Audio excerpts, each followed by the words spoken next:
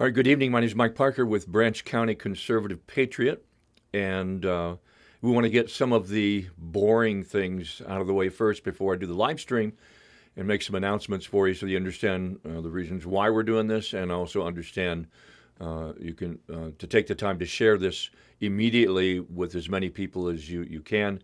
Once the video is finished, once the live stream is finished, it'll be unlisted on the channel. If you wish to have a link to it, you can request a link in Facebook or message me on my Facebook page and tell me you would like to have a link to it, and we'll give you a link to it. Reason for that is because, well, there's information that even though it's live stream, and I don't know who's watching, there could be people from Board of Public Utilities watching. You may not like me and you're watching. You might like me a lot and you're watching. I don't know. I'm just a concerned citizen. I've lived in the community for a long, long time. Been in the state of Michigan in the Branch County area since 1972. Went to school over in Brunson. Came over here to Coldwater and back and forth to Brunson. A couple of years out in California and what have you. So number one, let's take these in order. Number one that I want to make sure that you understand. Okay, so the video the live stream is being produced, and the video that will be the result from the live stream is the opinions of myself. My opinion. I see way too many people get online, and especially in Facebook. And this is not a Republican thing. This is not a Democrat thing. This is not an independent thing. This is not a straight, gay, trans, anything like that thing. This is a Coldwater, Michigan citizens thing. And each one of us who are members who have service through Coldwater Board of Public Utilities, we're all treated the same. We all have to pay our bill. So this has nothing to do with any type of your gender or your sex, your orientation, nothing with that. And so I want to make that perfectly clear. This is a human thing.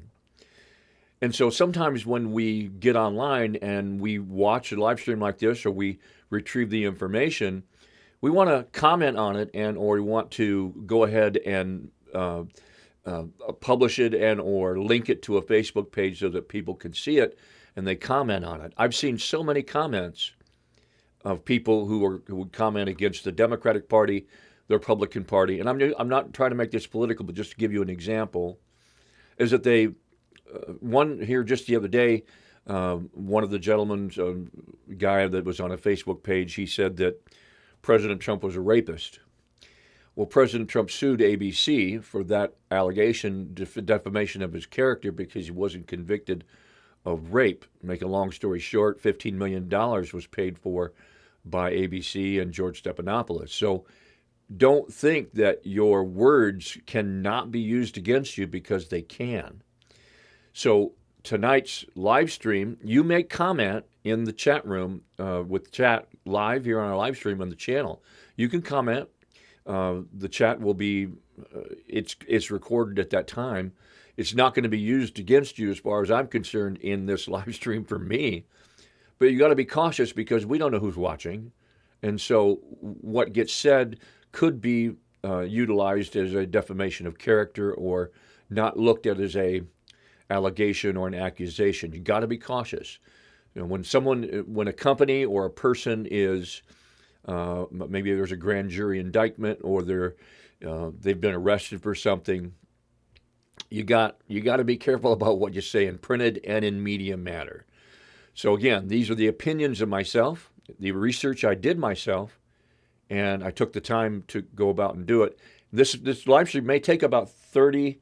I'm estimating about 30 minutes. So please bear with me because there are several things I want to point out to you and show you that I've found. In addition, during this live stream, I'm going to make what is called a hypothetical. And when we get there, I'll let you know.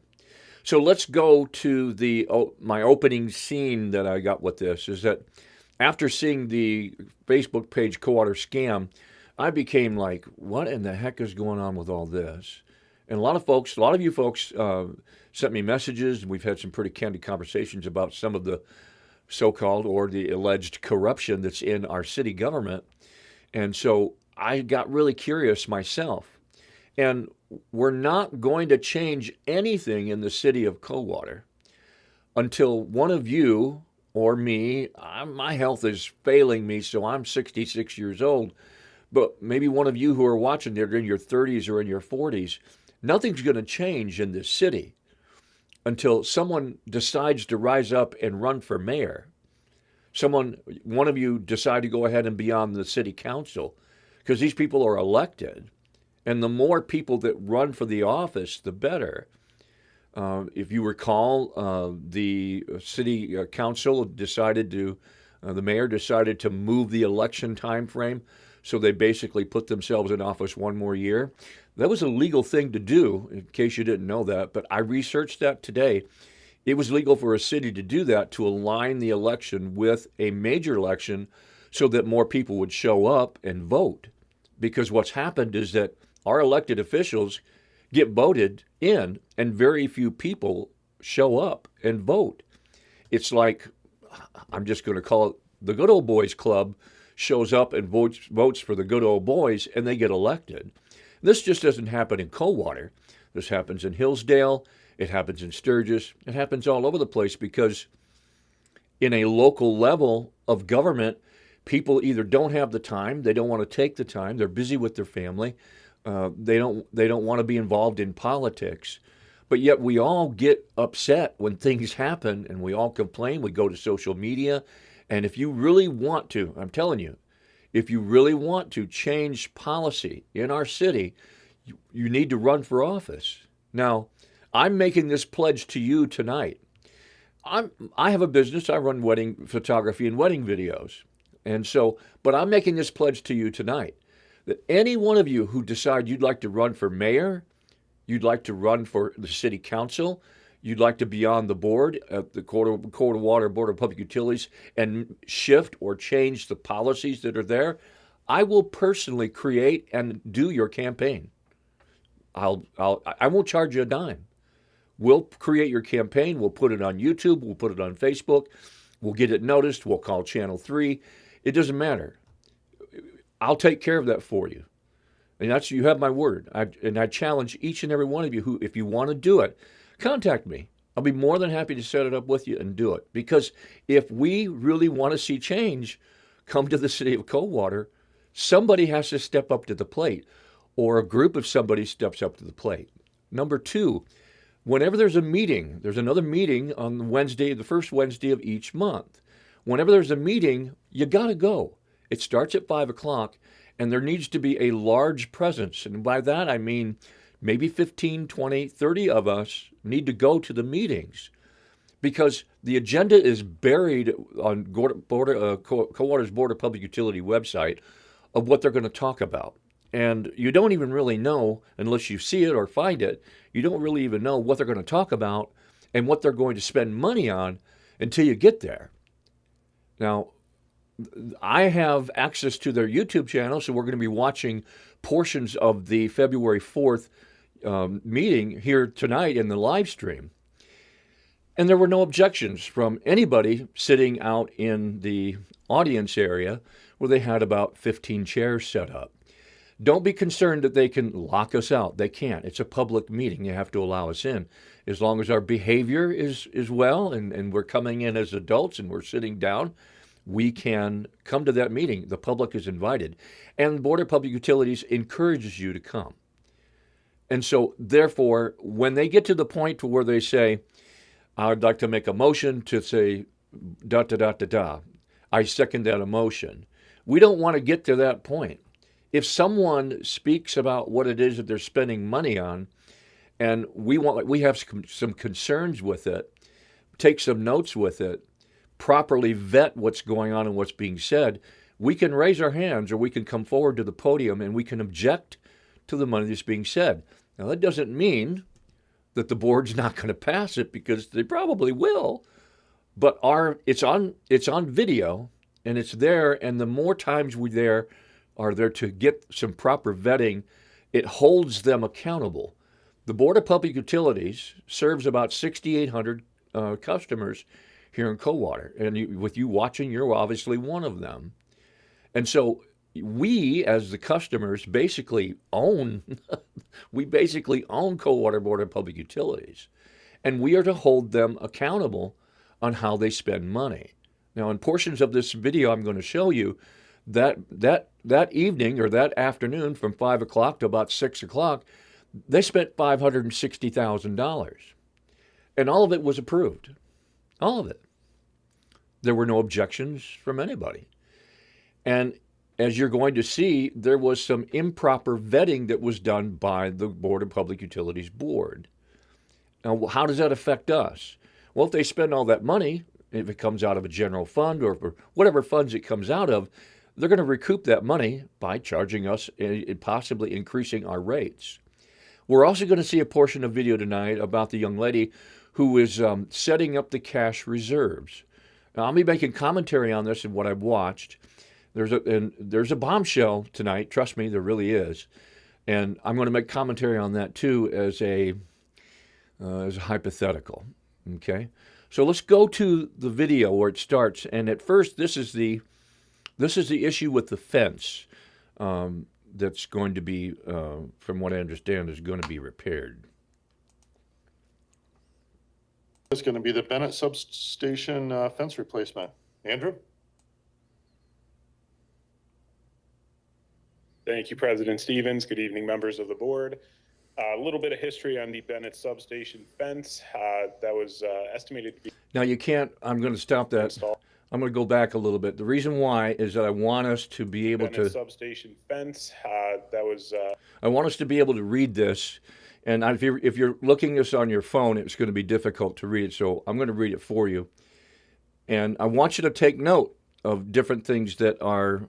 I want you to take note of different things that are being said in the replacement of this fence by Andrew and what the document says here too, all right? And I'll let you know where these are at. It says, it is estimated that the existing fence that surrounds the Bennett Substation water treatment plant and our multiple generation facilities was installed as far back as the 1950s. That may be correct. I don't know, because at that time frame, that's where Midwest Foundry was. And Midwest Foundry didn't leave out of there for, I think, sometime in the 70s it was. So I'm not sure as to whether or not that fence, there was fence that was there at that time. The perimeter fence has a linear length of roughly 1,600 feet. Now that's going to be all the way on the back side of the substation, coming around, and then heading south, and then coming around and, north. Is it north-south? Anyway, it's on the backside. It makes its way up forward to Waterworks, and it comes all around the substation on Waterworks out to the gate where the white building is. Now, I drive past this place all the time. We just live like 2 minutes around the block from here. So I pass by it all the time, and I notice it every time when I drive by. Like the kids play soccer there and what have you. So the perimeter fence has a linear length of roughly 1,600 feet. And consists of various worker and vehicle gates. Now, there's about 3 of them. Routine inspections and maintenance have occurred to ensure best performance and longevity. Routine. So when we look at the pictures and we watch the video that I took of the fence, I'm just asking myself, looking at this, is that when was the last routine done? Because I've drove by this fence and I've seen the damages that was done to it by somebody backing into it. I've seen that last summer. And I've seen, just by looking at the fence and looking towards the bottom, that, the critters can crawl underneath there. The area that I'll show you in the video has plexiglass around the fence. And that plexiglass is to deter the squirrel, because squirrels are the #1 culprit of electrical failures in the city of Coldwater. Now, they listed that on CBPU's website. It's not talked about on here, it's in general.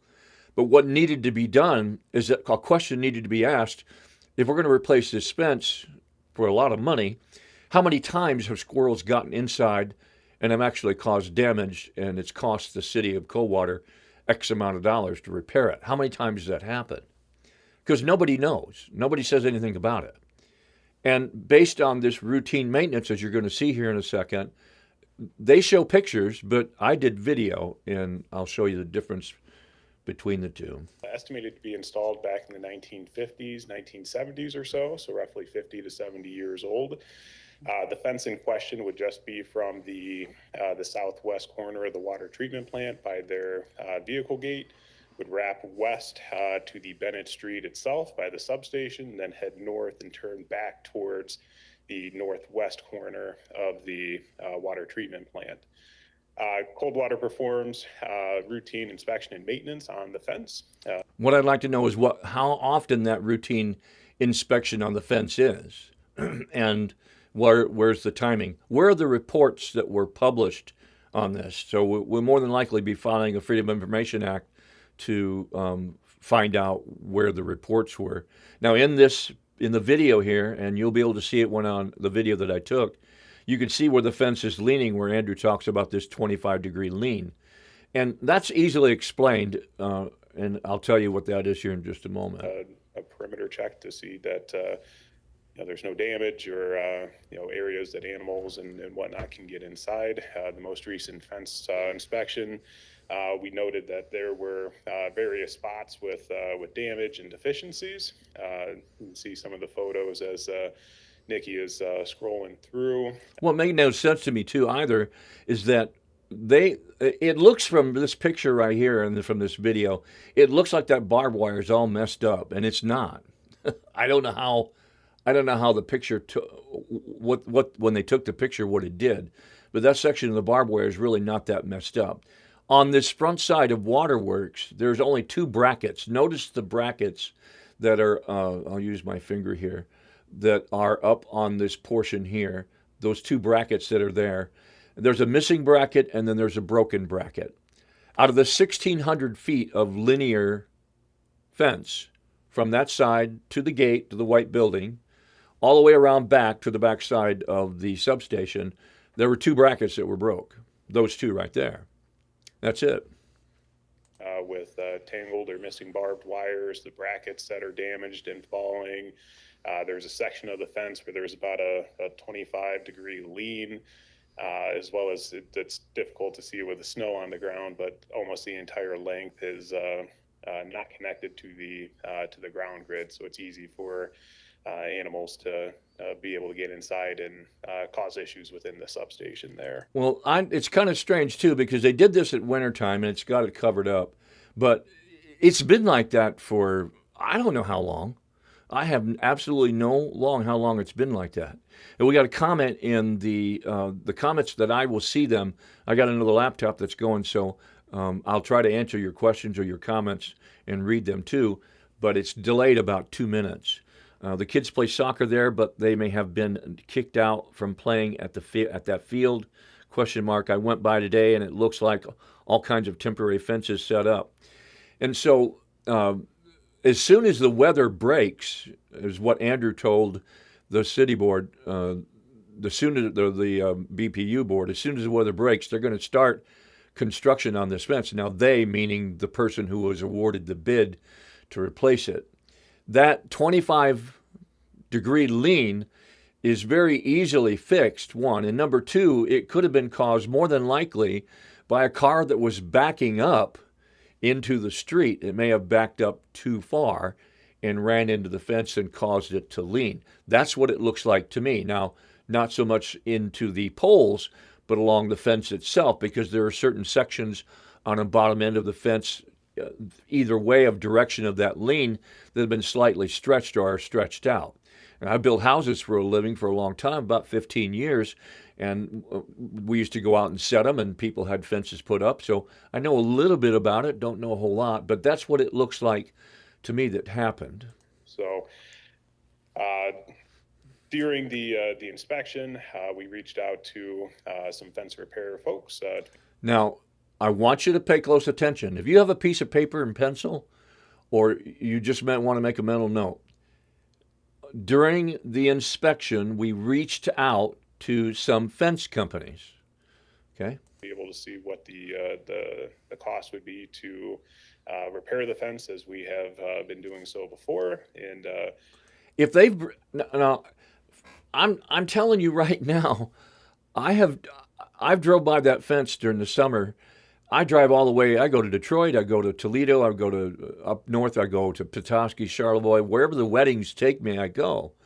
And I usually drive by that way to get up to the interstate if I'm going to the interstate, especially if I'm doing them up towards the north. And I'm telling you, that fence has been the way it is in these pictures and in the video I'm going to show you. It's been that way for months, if not years. So from the best of my recollection, I'm trying to figure out and ask myself, when did they do any routine maintenance on it to fix it? It was very prohibitive, and it made more sense for us to evaluate looking at replacing the fence. That's the red flag that stood out for me, is that it was very prohibitive. In other words, you're going to contact, at this point, you have to contact several bidders. So Andrew, or whoever did the contacting, contacted 3 bidders. And he's telling me, obviously, that it would be more, he's telling us, that it would be more money to repair the fence than to replace it. With brand new material. So we solicited quotes from 3 different vendors. We brought them up to do a site walkthrough. There's another red flag for me right there. We solicited quotes from 3 vendors, and we brought them up to do a site walkthrough. Now, that's not saying they talked to them on the phone, because if I'm a fence company, I'll talk to you about it on the phone, but I need to visually see what I'm going to repair in order to give you an accurate quote, right? I mean, that's only common sense.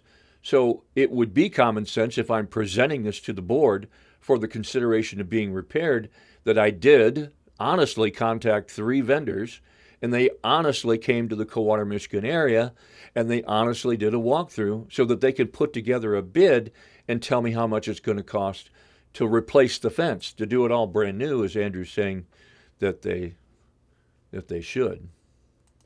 With us and prepare quotes. The 3 vendors were Superior Fence Company, Justice Fence Company, and RNC Fence Inc.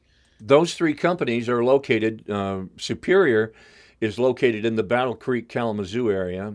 Justice Fence is located in the Battle Creek area also. And then RNC Incorporated Fence is located down in Fort Wayne. So we'll take a pause here, all right? Now, once again, I'm not making any accusations, or I'm not making any allegations of if the Board of Public Utilities did something wrong here. But I want to give you a hypothetical, okay? A hypothetical.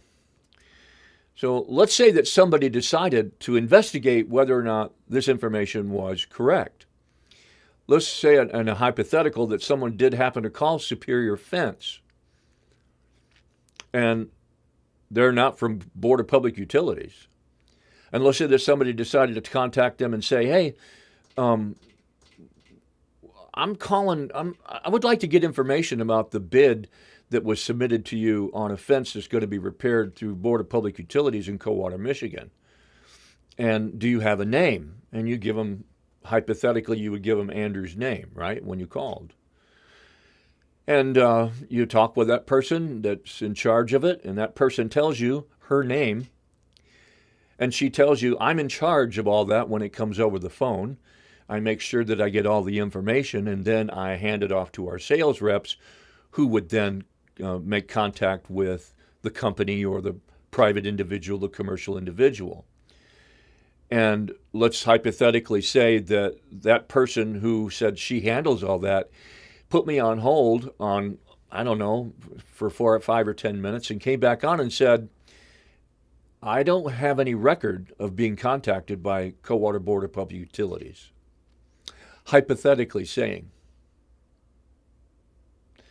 Now let's say that you hypothetically called RNC Fence Company down in Fort Wayne, Indiana, and you spoke with the guy who answered the phone, who was a sales rep too, and you did the same thing with him. You asked him the question of, when did you come down and do a walkthrough? Did you come down and do a walkthrough? Do you remember making this quote to Coldwater Board of Public Utilities? And this man hypothetically comes on back on the phone and says, hey, I've talked to both reps and we have no record bidding on a quote like that.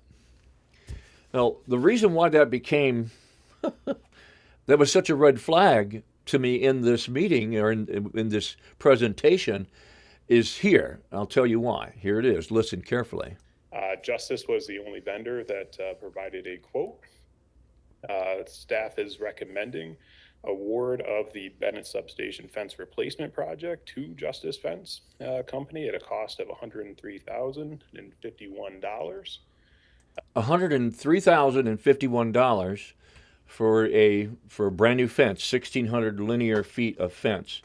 Now, I haven't priced fence. I don't know if that's outrageous or if it's not. It's probably not with the labor that's involved with it, but that's not the red flag for me.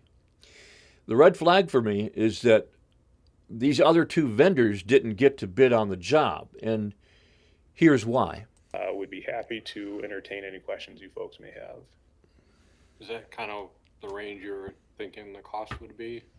With the amount of fence in question, roughly a third of a mile, 1,600 linear foot. This would also include the removal of the existing fabric and the posts. This would also include 3 vehicle gates as well as 3 worker gates. So that's very in line with what we were expecting. Were you given any reasons why the other ones didn't want to bid on it? We did not hear back. They did bid on some other fence replacement projects that we also put out around the same time, but it probably was too large for the type of work that they typically do. Now that threw, when I watched this, that threw me for a loop. I'm like, gosh, let's hypothetically say that I'm a fence company and I advertise that I do commercial work, and I have a competitor that's, let's say, one's in Kalamazoo and one's in Fort Wayne, and hypothetically they do the same thing. And so what kind of vendor would show up in Coldwater, 2 of them, do a walkthrough, take the time, and know that this is a extremely expensive job, and be contacted as to what would the difference would be as far as supposedly what it would cost to repair it and what it would cost to replace it. Now, when you tell me that it's cost prohibitive to repair something, you're saying that, if I'm going to spend $50,000 to repair the fence, then I might as well spend another $50,000 and buy a new fence. And it's easy to say that when you're not spending your own money.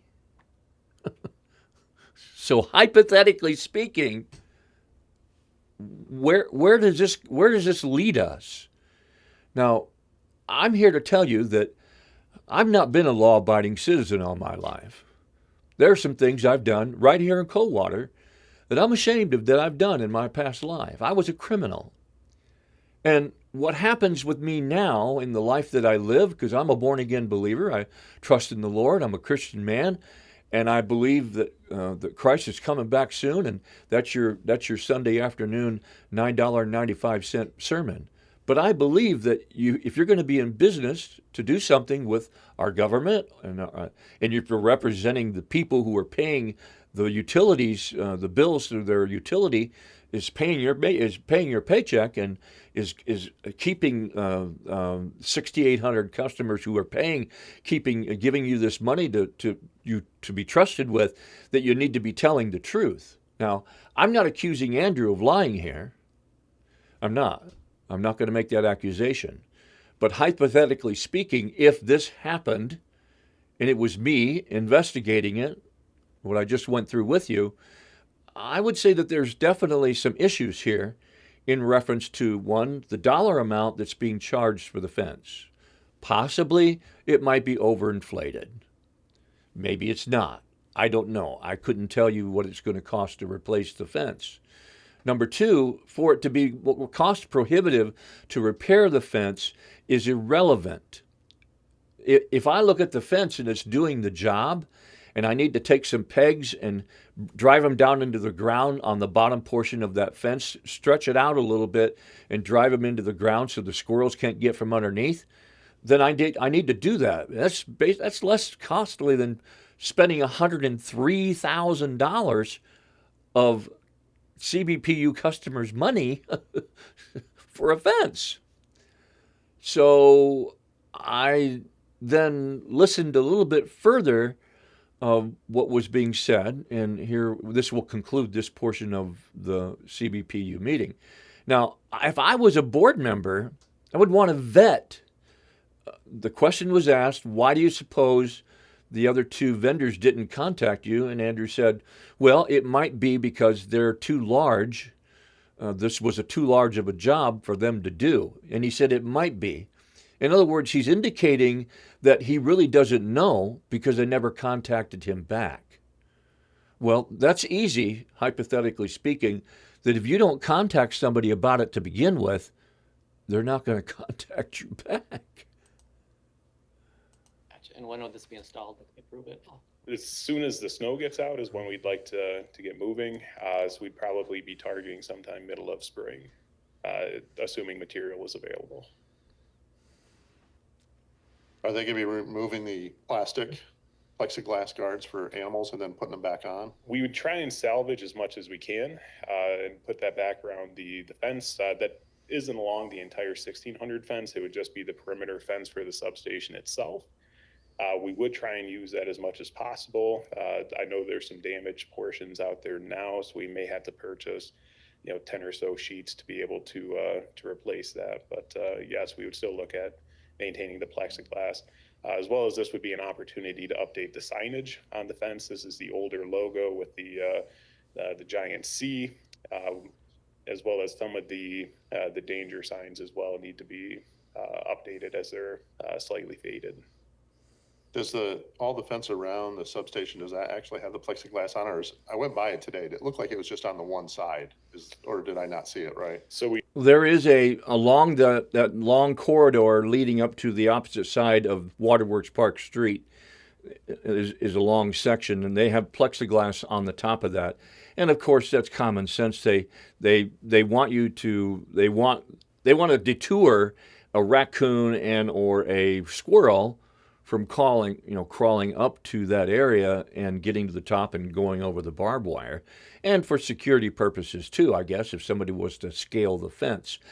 When I was there yesterday, I didn't see any plexiglass that was broke. So it looks like he could be correct. They might have to purchase 5 or 10 pieces, but I believe they can salvage the majority of it. We do have it along the south side, just where the substation is. There is another fence that does come up. So the portion here that's along Waterworks does not directly lead into the substation, so there is no plexiglass there. The fence that does go along the east side up to that brick building does have plexiglass, as well as the north side as well. Okay. Okay, any other questions for Andrew? Vetting's done. Seeing none, I need a motion. Motion to approve? Support. Got a motion to support. All in favor, say aye. Aye. Any opposed, say nay. Motion's passed. That was it. That's all it took. And so, boom, $103,000 and 63 some odd cents is going to be spent, and that fence will be replaced. Now, again, I told you I went out there to look at the fence, and I videotaped it with our camera. Some of the footage is a little shaky, and you might want to turn down your volume on your cell phone and or your laptop, desktop. This gets relatively kind of loud. Vehicles were passing by too.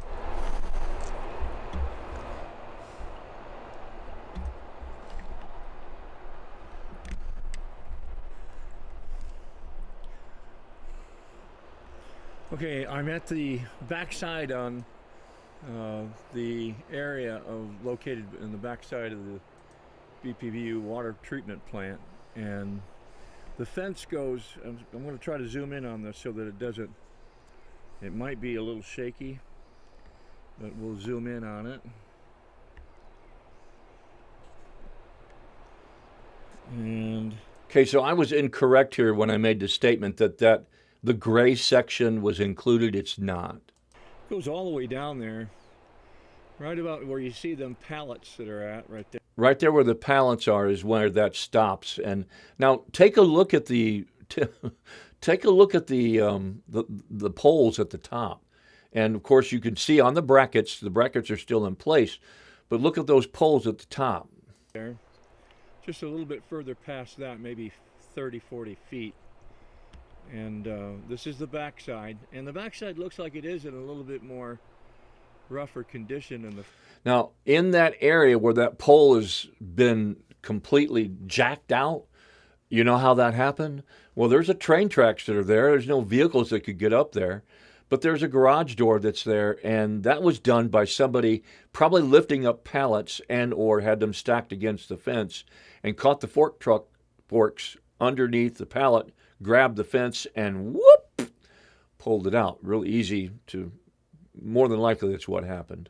Front side over by Waterworks, and I'm not certain if they're talking about doing just this side alone, or if they're going to go all the way across. 1,600 linear feet seems like this would be pretty close to 1,600 linear feet right here. And they were showing the pictures that we're going to go. And that's, I was incorrect. I mean, we're probably looking at about 400 feet there, another 300 feet, 350 feet from the point of the corner over here of the fence up towards Waterworks Park. And then it's also going to receive 3 new gates too. But we're going to take a look at the gates here. To the other side, they were showing the pictures of the other side in the meeting with BPU. But from what I can tell here, with the barbed wire and on the front side there, from what I can tell here, it looks like the barbed wire is in pretty good shape. We do notice they've got this at the bottom of the fence. They have the tarp, or they have something there to block the area for squirrels to basically, they would be able to crawl underneath there. Squirrels, or maybe it could be a rabbit, or it could be a possum, or it could be a raccoon. Raccoon, there's no plexiglass on this back side, so raccoon can scale that fence easily, and so could a squirrel. Squirrels could basically go through the hole if they needed to get over there. But the problem is that why would a squirrel want to go over there? There's no area to nest. There's no area to maybe to keep warm, but it's a suicide trap, and you'll see that once we get to the Waterworks side. We do see some that if they wanted to make this look better, there would be some repair that could be done. But to replace the entire fence doesn't look like it would be more cost effective. Okay, we're on Hooker Street side right now, and I am looking at where I can see where they're talking about the plexiglass. This area here where the station is, where all the electrical is. The one thing that's really interesting here that I was this is going to be a little shaky. Let me loosen this here. One thing I find kind of interesting is that we've got down here at the bottom of the gated area, it's locked. We have tarp in the bottom where it's keeping animals from getting from underneath, but we have this great big gap in the door itself, which is kind of strange because any type of animal could get through there. Raccoon, squirrel, rabbit, even a dog could get through there. So I don't see, I mean, I was kind of laughing when I looked at this because during the presentation is we do routine maintenance. Now, did that happen within the last couple of months or weeks or whatever? No, it didn't. It's been like that forever. I mean, I've drove by I don't know how many times. It's been like that forever. So if we're going to create a scenario that the biggest problem we have is the squirrel, a squirrel will walk right through there with no problem and turn around and flip you off and laugh. So and then of course to get up to the area of the grid and to crawl up there, there's nowhere to make a nest. It's all walkable, but there's a bunch of lines that are up there, and all a squirrel would have to do is touch one of them. He's done. Now, my question is that we're trying to make this secure so that doesn't happen, and it's not costly to Coldwater residents because they would have to pay for it through the surcharges through their monthly bill. But my question is has it ever happened before? How long ago was it? And what were you doing then to prevent it from happening in the future?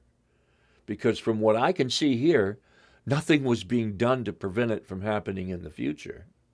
So, but it would be a raccoon or a squirrel that would be crawling on top of the area. I don't see where in the station itself, I don't. Now see that?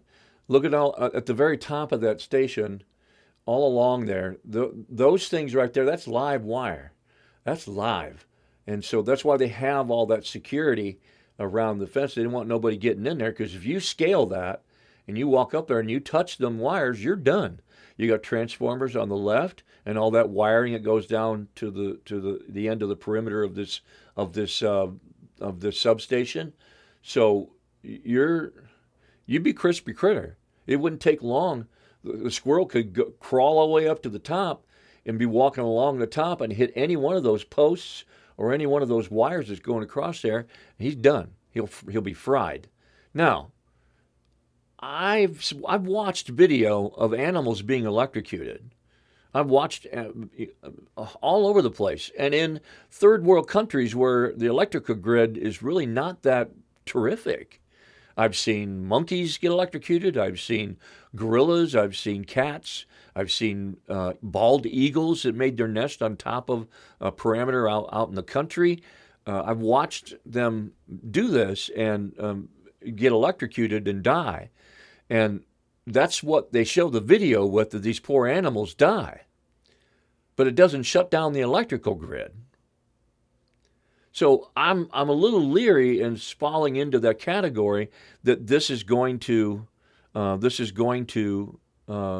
be cost effective to spend $103,000 on a brand new fence that we've had no issues in the past with, that have not been recorded or not revealed and given to the public to make a professional judgment call and say, okay, and nobody was there to vet it as far as from the public is concerned. But to say, okay, is it really worth spending this amount of money to replace the fence because we want it to look pretty and match all the other fence, or do we repair it and save the money and pass the savings along to the consumer, to us, the customers?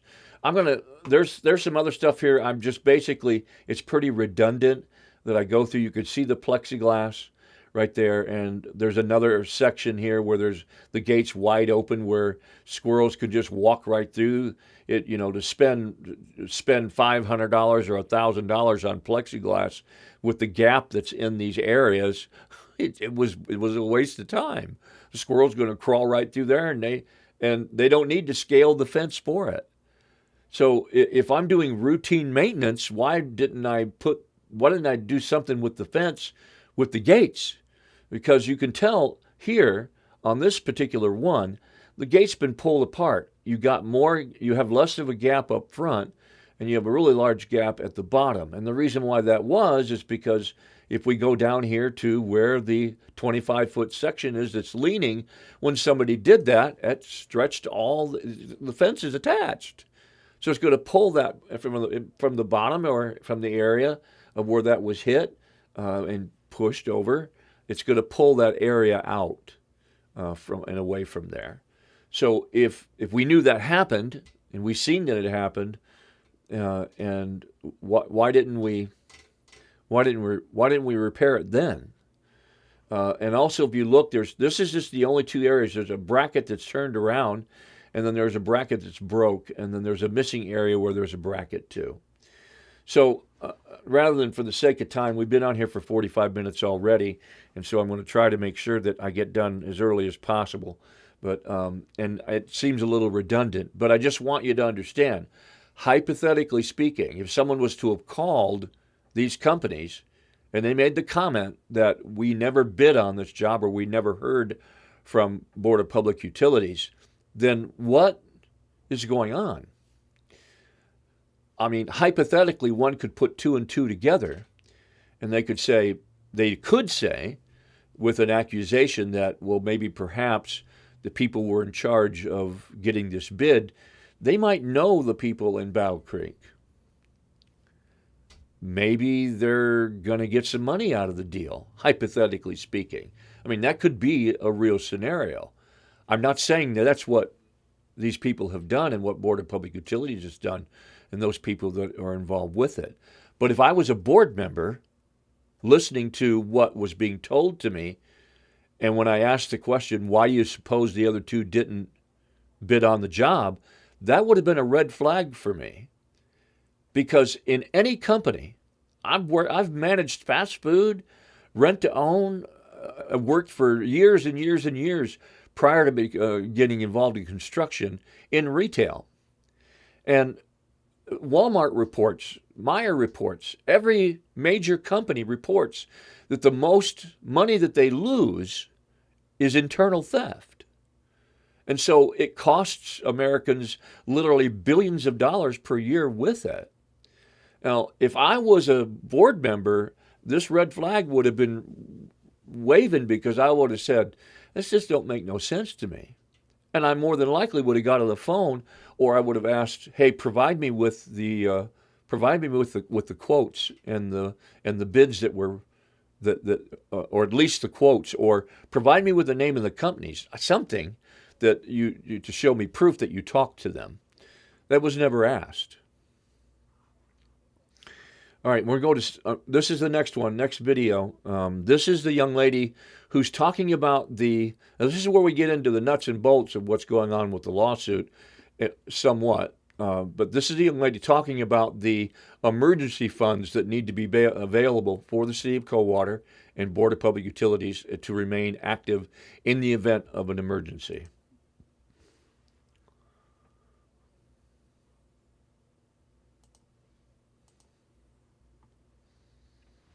Fire going out. President Stevens and members of the board, my name is Carmen Cardenas, and I am here to present the minimum cash reserve policy that is part of policy number P14-2. P14-2 is available for you to look at and read. As a matter of fact, I'm going to take a chance and see if it'll allow me to pull it up here. There it is. Policy number P14-02.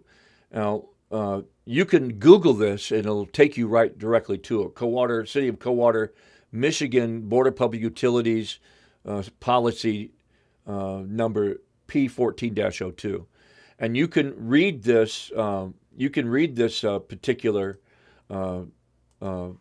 policy and try to understand a little bit what it is. But they in the percentage rates that they give you, the operation and maintenance, the power and server supply, historical rate base, current portion of debt service reserve, and 5-year capital improvements, not of bonds proceeds.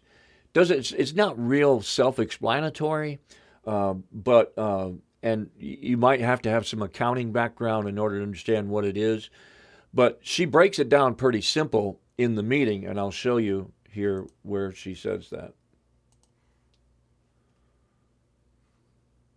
02, and we'll walk through the levels for 2026, 2025, and where 2026 is projected to be. Throughout the presentation, we'll go through the purpose of the policy, the factors that are used to calculate the target levels, and where the current actual reserves stand. And it's minimum cash reserves, so we will go through, and I want to emphasize the word minimum. That was kind of a jab at Coldwater residents of Coldwater Board of Public Utilities, is that she wants to emphasize the word minimum. Obviously, there's a certain degree of animosity that might be between us residents and the Board of Public Utilities because they hear about complaints through the grapevine. It's no different with them than with us. A lot of folks, except for this gentleman who's brought the lawsuit against them, a lot of folks just complain and they may hear it through the grapevine. In fact, there might be a Board of Public Utility member right now watching this video. And if there is, I'm here to tell you that you need to be transparent and explain in a much more deeper meaning and a deeper way on what it is when you're explaining numbers like this and the purpose for it, and then be transparent. And if you say, well, I don't know how we could be any more transparent than what we are, well, you have to be transparent in the level that the community understands it, because you are held accountable for that. So any of us that don't really know how it works, figure out a way on how to break it down and tell us how it works. That way we have a better understanding of it, and we're not out spreading 900 different negative comments on social media, and then they turn into, at the bar, you're sitting and having a drink, and yeah, that SOB that works at CBPU, they raised my light bill to $9 million a month, and so on and so forth. We want to be cautious. And so as a board member, if you're watching, please vet it and please explain it thoroughly. I won't go verbatim on the purpose, but the overall goal with a minimum cash reserve policy is not to accumulate unnecessary cash, but to ensure the utility can operate reliably, meet its obligations, and protect customers from sudden rate spikes and service disruptions. So that's read verbatim from the P1402 policy that she put on there, and I'm looking at her face right now, and after she read it, and she's looking up, and she's basically telling us this is a woman who may be offended by anybody who has either challenged her or challenged the Board of Public Utilities in regards to the cash reserves that are on hand. So let's remember, I'll play the devil's advocate here a little bit. Let's remember that 6,800 customers are supporting the city of Coldwater's government financially. They are supporting law enforcement financially. That means maintenance on the cars, the salaries, all of that for law enforcement. And that's not Branch County, that's just the city of Coldwater.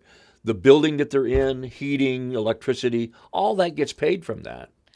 And then also we're supporting the fire, the fire trucks, purchase of new vehicles, the pay for the fire department, what have you. Again, this is being covered by 6,800 customers. And then we support the salaries of the board members at CPBU and the employees. Now, there's about 180 people that work for the city and also for BPU. So this includes all personnel, close to 180. So that would be a larger employer, but it's all based on the revenues that come in from the power. Now, in case you didn't know, Consumers Energy picks up the gap. There's other places in the location that you might be watching tonight, and you have a Consumers Energy bill. You don't have a Board of Public Utility bill. Well, it's because Consumers Energy is in that area. But that's where portions of that electricity may come to and has to be purchased by the Board of Public Utilities.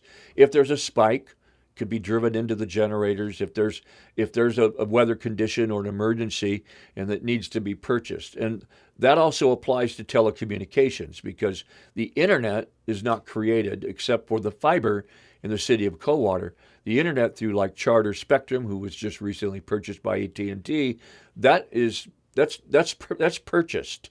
They can sell it through their enterprise program to resellers, and so or sell it directly to them, and it could be resold. Frontier kind of works that way with their fiber, so they maybe piggybacked off the fiber that's here in Coldwater with the Board of Public Utilities. I don't know. I'm speculating. When we calculate the minimum cash reserves, we look at different factors, the operational and maintenance expenses, and along with that, the power and service supply expense, specifically for electric and telecom. We look at rate base, debt service, and capital improvements. I'm sorry, but that's just too quick of an explanation to tell me why we have cash reserve factors. And maybe they're only given 10 minutes to present the stuff and then move on. But to present it to the public, they should have a much more detailed report of what operation and maintenance expenses are and give examples of what those operation and maintenance expenses have been. Now, they have a complete report that you can print off and read that kind of stuff, But you almost have to be a commercial accountant to try to pick it apart and see what it means. So then I would suggest strongly to the Board of Public Utilities of having meetings where it's broken down and explained to us in layman's terms, hey, operation and maintenance expenses, this is what it means. You got the maintenance on the vehicles, we got maintenance on the trucks, we got fire trucks, we got cars, tires, oil changes, all that stuff. So that's what that actually means. Then we got power and service supply expense for electric and telecommunication funds.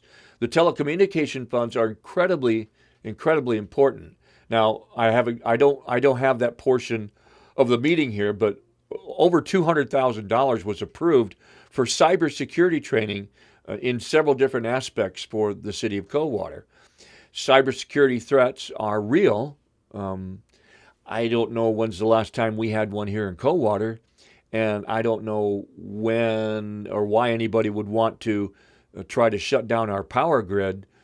And I could see them maybe doing something in Los Angeles or Denver or in a larger city, but I don't see a small city that would be cyber attacked. And so they were using a less cost software to take care of that during the portion of that meeting that I watched, which made sense, but they had the opportunity to spend some money. And so they decided to largely upgrade, and the major portion of the cost, some $160,000, is going to be training for the next 18 months of all the people in the cybersecurity threat arena who will need to have the training on their computers. The top two cover the timing gaps between expenses and revenues and make sure that we keep daily operations stable. The rate base reflects its exposure to major asset failures and factors in the system's age and depreciation. So she's not explaining this, but I'll give you some other pointers about this. Is that the money that comes in and these funds, these emergency funds, the transformers and the lining, and they have a job opening for a journeyman. Right now, a lineman journeyman, $53 an hour. I mean, if you, for 40 hours, 50 hours a week, and they pay overtime, that's good money, especially if a storm comes through and a couple of trees knock down some power lines. And if you're working 40 hours a week, you're going to be climbing poles and doing maintenance on connections. So $53 an hour if you were a journeyman with a major in engineering and electricity. That's pretty darn good money.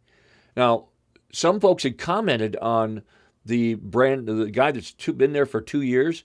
I can't pronounce his name. I'm not even going to attempt to try to do it.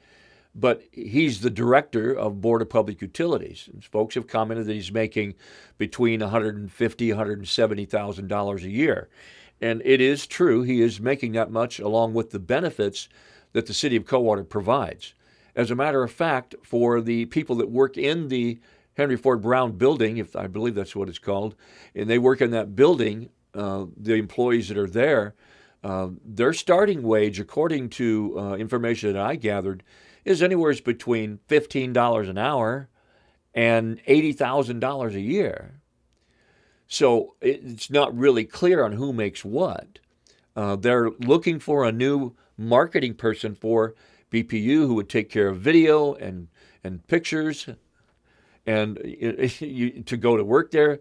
I wouldn't be able to. I'm just retired. I wouldn't want to do it. But the starting wage for that job is between $60,000 and $75,000 a year to be the PR man or woman for Coldwater Board of Public Utilities. It's not a bad wage.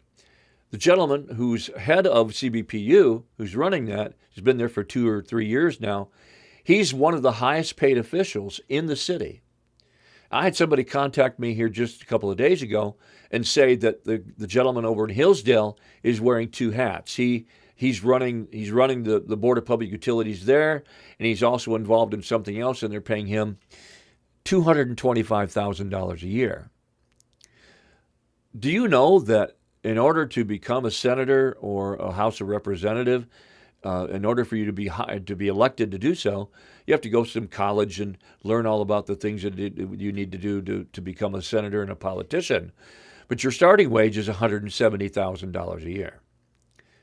So these two gentlemen are being paid the same amount of money if they were a senator or a House of Representative, and it doesn't matter if they were Democrat or Republican. That's their starting wage, and it's what they're making. So, in my opinion, I believe that that's set way too high. I mean, really way too high for a director. And then what happens is that they receive raises, and recently the one here in Coldwater got a 2% raise. Well, I don't know if you understand or not, but whenever there's a raise, or when they all get a raise, or if they all get some kind of a new benefit, that goes into the cost of electricity that they charge us. So we pay it. The debt service, we make sure that the bonds and loan payments are always made on time. The capital improvement, we basically allows us to project the beginning of the start of any project at any given time when we have it scheduled. In other words, what she's saying is that there's a reserve of money that's set aside, and if there's a project that they want to do, they have that reserve of money set aside based on what they determine is the appropriate amount of money to set aside for those projects. Now, those projects can be looked into ahead of time. We're not just going to walk into a meeting and drop the project in the board's lap and say, we need a new fence, or we need this, or we need that, especially when it comes to the fence. They've got brand new fence in different sections of the area. It's black, it looks nice, it's nice and tight. And so, maybe the whole point of it is making the rest of it look nice too, at the cost of $103,000. But the bottom line is that they're going to look at these projects ahead of time. That's where we need to step in. Before it gets to this point to where they're voting on it and approving it, and there's nobody there to say nay and give a reason why, then it's money that's going out the door on these projects. And then we come as a Board of Public Utility staff member or director, you become complacent. The public doesn't care. All they do is complain online on Facebook. They don't care about how we spend the money because they're not here complaining about it, or they're not here doing anything about it. So we have to show up. Now, it's 5 o'clock in the afternoon, and some of you may not be able to make it, but maybe your husband and your wife can make it, or maybe you're a wife and your husband can make it. But we need, as a community, if you want to change these policies, we need to, as a community, show up and introduce the policy to be changed. Here's one policy that needs to be changed. How many of you who are watching right now have struggled paying your light bill? My next door neighbor's light bill in the summertime runs $400 a month. He's got two air conditioners in his window, one in the bedroom and one out in the living room. But he told me today his summer bill is $400 a month when he runs those air conditioners. That's outrageous. That was a car payment 10 years ago. That's just outrageous. And how can people afford it? We take a look at our seniors. We take a look at individuals who are only making $15, $18 an hour, and they're already living in, a one-bedroom hole trying to make ends meet and can't afford groceries. There have been times, and I'll admit it, there have been times where I said, do I pay the light bill or do I buy my heart meds? Which one do I do? Just recently, I'm going to minimize out of here and read this to you.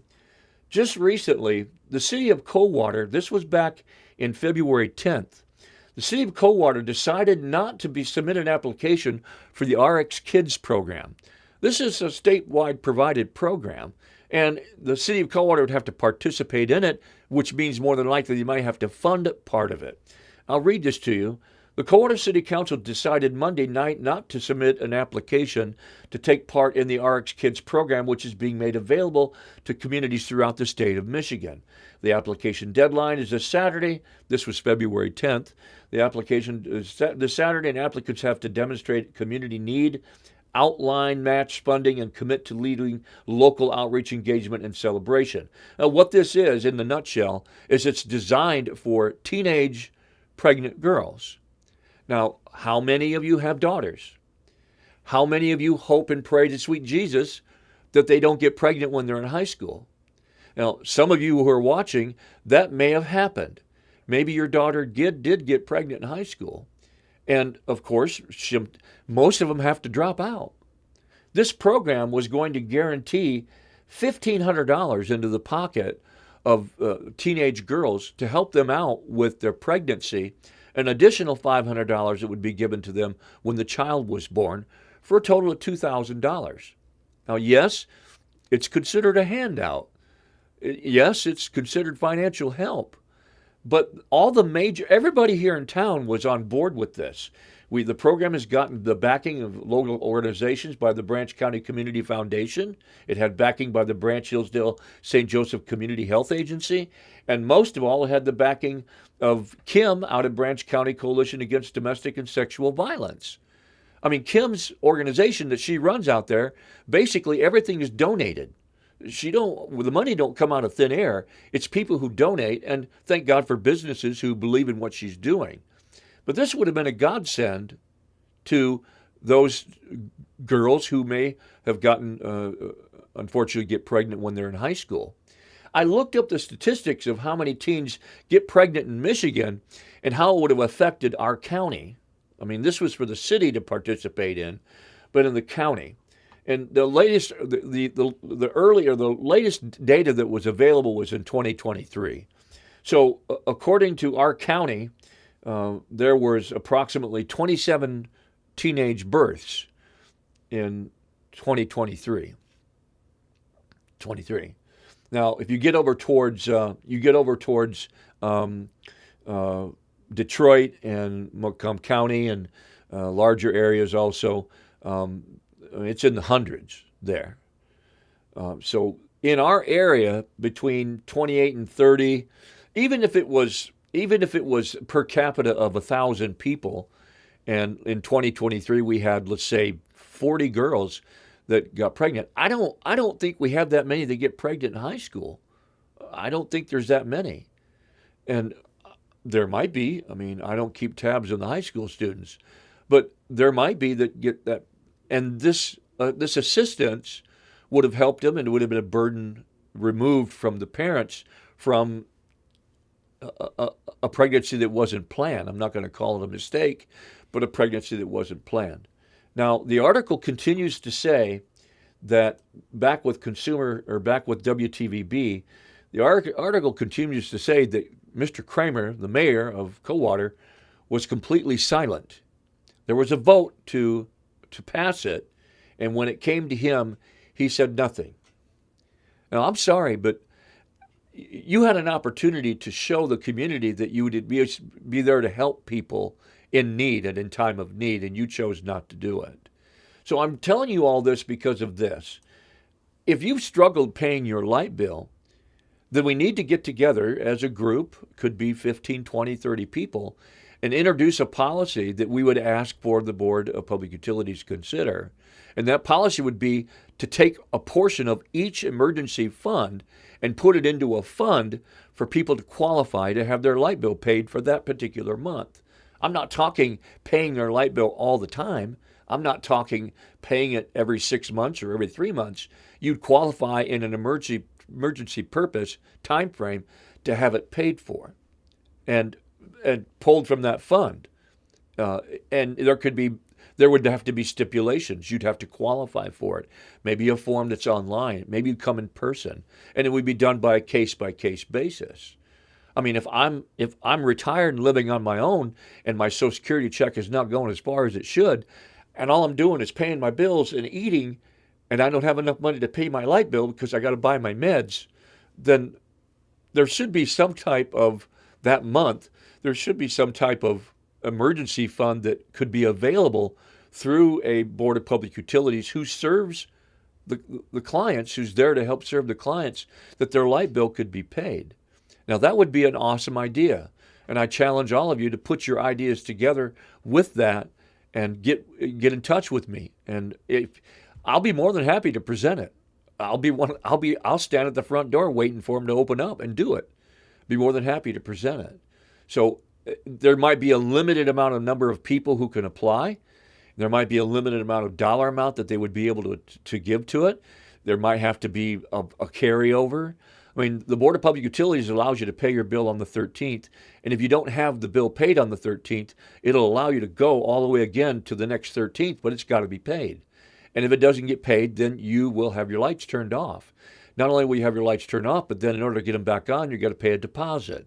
In order to get that deposit back, and it depends on how many times, you could have your lights shut off for 3, 4, 5 times in a row, pay the deposit, and they'll turn them back on. Well, where does that deposit money go?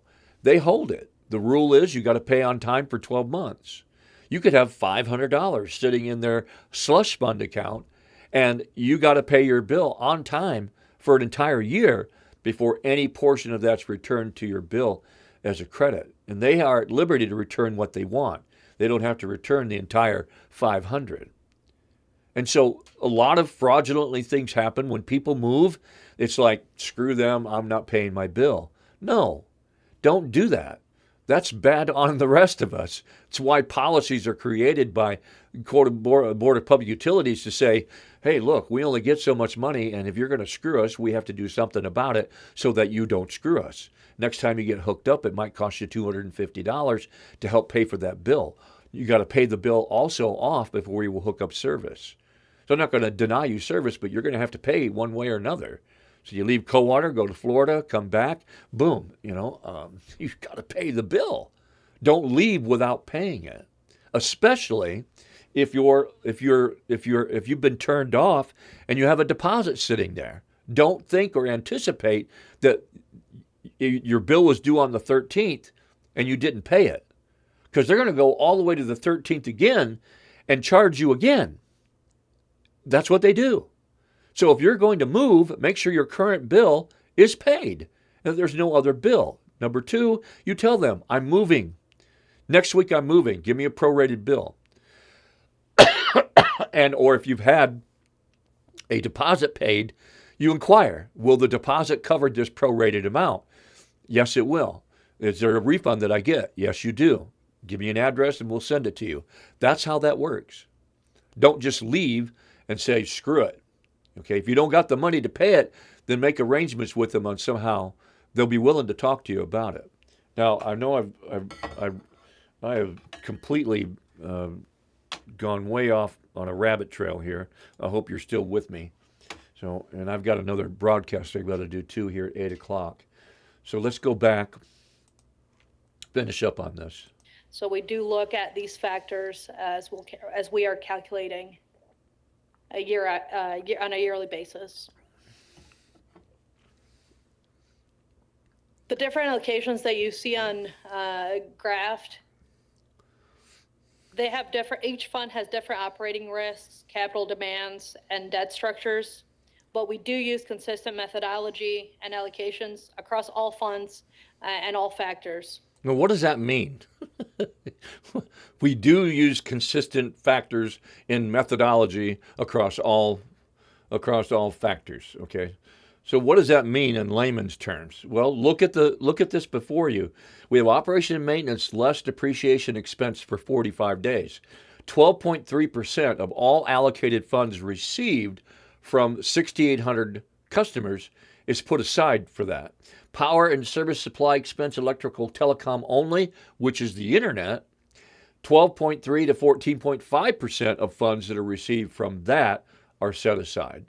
Now, that would be higher because if something was to happen and they had an emergency and police and fire are tied to those networks, they would need to be able to do what they got to do in an emergency situation. The red flag here in all of this, the historical rate base, the current portion of the debt service reserve, and the 5-year capital improvements. The red flag here in all of this is that you're telling me what you're doing, but you're not telling me why.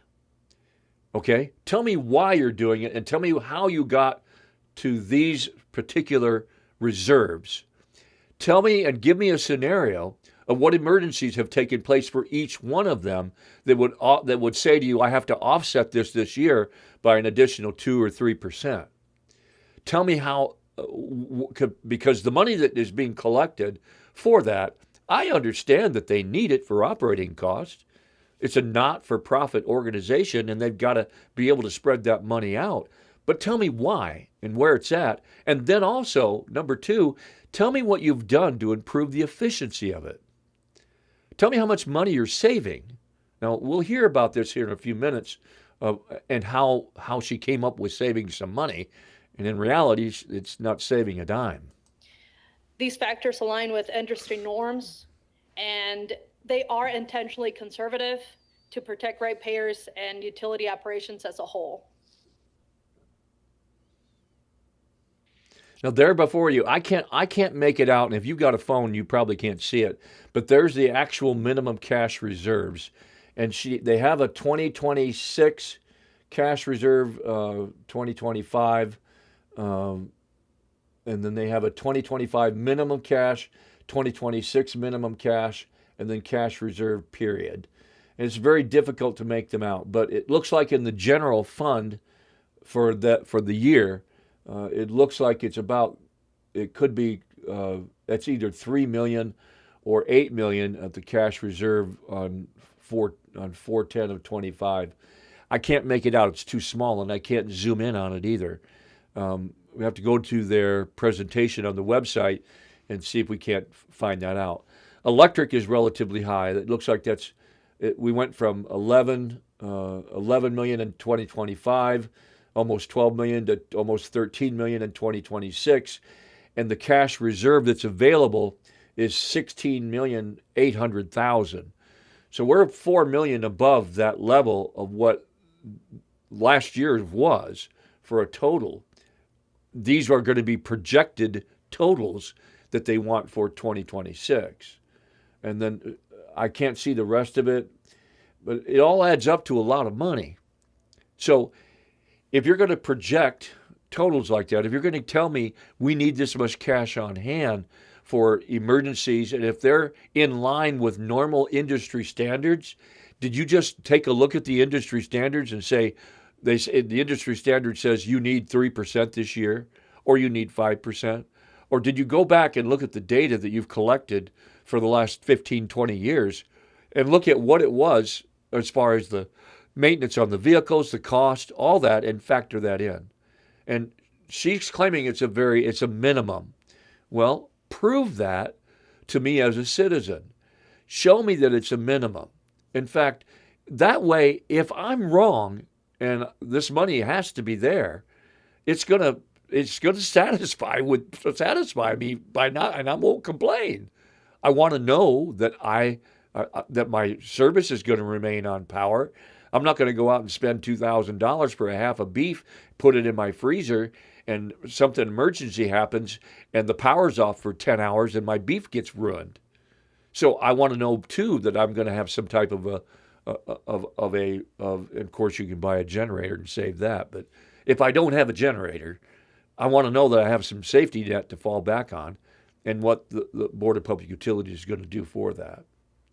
Here are the actuals for the minimum cash reserves. You see 2025, 2026, and then where the cash balance was as of June 30th of 2025, when our fiscal year ended. And overall, the reserves are generally in line with policy expectations. Where variances do exist, they are identifiable and manageable. FY 2026 cash levels reflect an adherence to policy P14-02. They do support reliable utility operations and protects the utilities from financial volatility. Our staff will continue to monitor and adjust the reserves to be in line with the board policy and operational needs.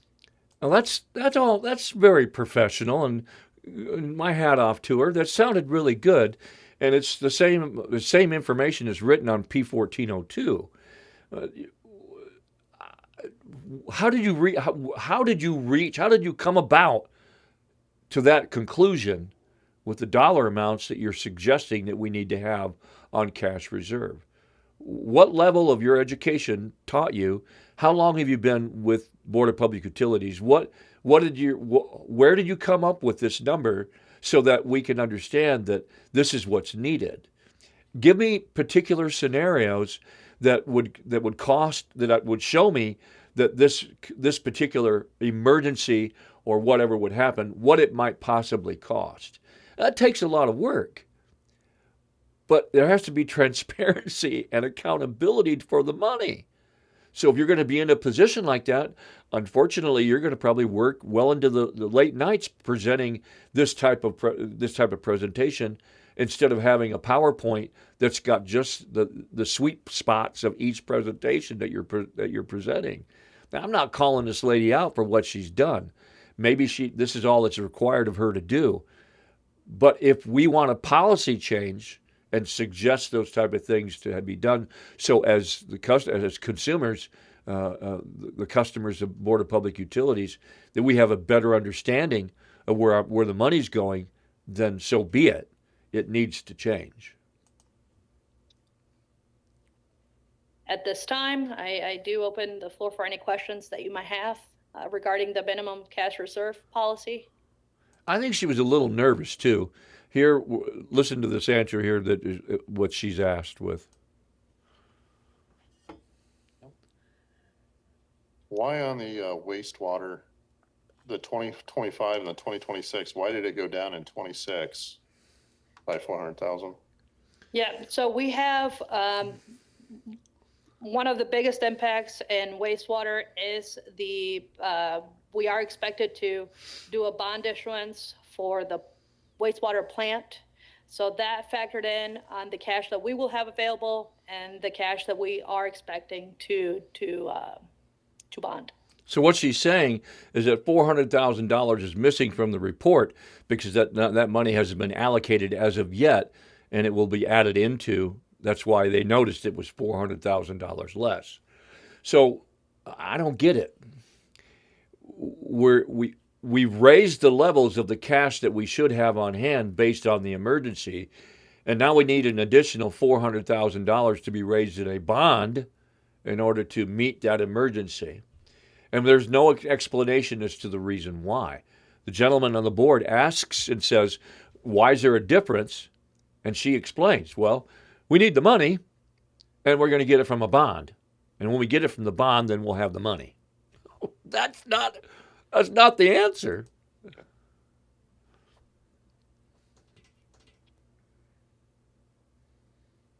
Crickets. Any other questions? Okay. Thank you very much. Okay, that's it. That's all done. So this is the nutshell of it, folks, and that's my conclusion. The bottom line is, and let me reiterate, the bottom line is, if we're going to want policy change, some of us have to run for office. Number two, some of us have to be run for mayor, be on the city board, get educated a little bit, find out what it is that they're doing. I don't care. I mean, you could be a business owner. You could be Billy Bob working at Clemens. I don't care who you are. If you're interested in doing this and you really want to save on your utility bill and you want to see the community grow and have money available through the city that's meaningful for different projects that you would like to see done, then we have to run for office. We, number one, have to show up for these meetings. And it's the first Wednesday of each month. And then get interested and get encouraged and be bold and step out. And if you want to campaign for it, I'm here to help you. I'll do whatever it takes to help present this into the community so that you're elected. And is with as many people that are on this Facebook page with the nosy Facebook page on Facebook, 21,000 people. That's not everybody in Coldwater. That's Branch County wide. There will be people who will follow in line with what it is that you're looking for and the changes that you want. They will vote for you because of that. And then you have to deliver. And so you work with them to do so. I don't know what happened there with that. But, so bottom line is that, again, please show up with me. The meeting's going to be on Wednesday, first Wednesday in March. Show up with me and let's listen in on the next meeting and let's get information ahead of time on what the proposals are. And I'm pretty sure there might be, after this video, there might be some reinvestigating on the fence. I'm not sure. There might be with the hypothetical that I presented. So I greatly appreciate you tuning in, and let's encourage one another to do these things. If you truly want policy change in the city, and it doesn't matter whether you're a Democrat or you're a Republican, doesn't matter. If you truly want policy change in the city and you want to see things done differently, some of us have to grow a set, and we have to be bold, and we have to run for office. So my name is Mike Parker. This is Branch County Conservative Patriot. We do this from time to time. Please subscribe to my channel. It's not monetized. I don't earn a dime for what I do. I'm just like you. I'm a concerned citizen and would love to see things change too, especially having a general fund that would be available to help our seniors, those who are ill. Maybe you're taking care of your autistic son or daughter. Maybe you're home, you're pregnant, and it's hard to make the bill. Whatever the case may be, health is considered.